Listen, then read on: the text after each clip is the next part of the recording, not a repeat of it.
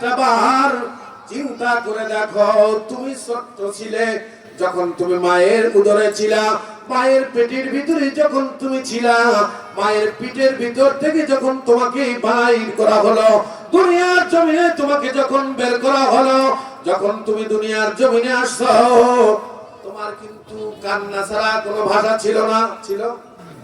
তোমাকে অত্যন্ত দুর্বল করে বানা হয়েছে।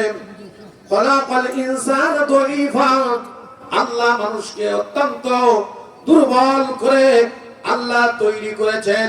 ও আমার ভাইরা, আপনি লক্ষ্য করে দেখেন, চিন্তা করে দেখেন, আপনার বাসায় একটা মুরগি ডিম পাড়ার পরে, তা দেওয়ার পরে ডিমের ভিতর থেকে বাচ্চা বের হয়। ওই বাচ্চাটা বের হয়ে 1 সেকেন্ড দেরি হয় না, মায়ের সঙ্গে বের হয়ে মায়ের সঙ্গে খাবার খায়। একটা হাঁসের ডিম থেকে হাঁসের বাচ্চা বের হয়ে ওই হাঁসের বাচ্চা মায়ের সঙ্গে পানিতে সাঁতার কাটতে থাকে, মায়ের সঙ্গে খাবার খায়। একটা গাভীর বাচ্চা ওই মায়ের পেট থেকে বের হওয়ার পরে তাকে আর ধরতে হয় না, বলতেও হয় না, শিখায় দেওয়া লাগে না। ওই বাছুরটা 2 পায়ে দণ্ডায়মান হইয়া মায়ের স্তনে গিয়া, মায়ের কোলানের মধ্যে গিয়া সুন্দর করে দুধ খায় কি খায় না? খায় কি খায় না? ও মা বোনেরা, আপনারা তো ওয়াশোনার জম, আপনারা আসছেন ভালো, ওয়াশোনা ভালো, কিন্তু আপনারা আবার ঝগড়িরও জম। কি কন মা বোনেরা? কিন্তু ঝগড়িও।